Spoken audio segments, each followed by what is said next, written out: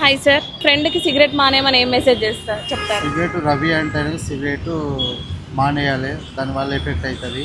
Smoking is injurious to his health, and second hand smoking it will impact on society health. Smoking అనేది నా దృష్టిలో అతని జీవితం నాశనం చేసుకోకుండా కాకుండా పక్క వాళ్ళ జీవితం కూడా నాశనం చేసి అతి చెడు వ్యసనం. దానివల్ల నష్టాలే కానీ లాభాలు లేవు కాబట్టి బంద్ చేయి, నీ ఫ్యామిలీకి నీకు మంచిది కాదు. अरे सुरेश, तुम नको पियो सिगरेट और गुटखा तंबाकू, जितना हो सके इससे दूर रहो.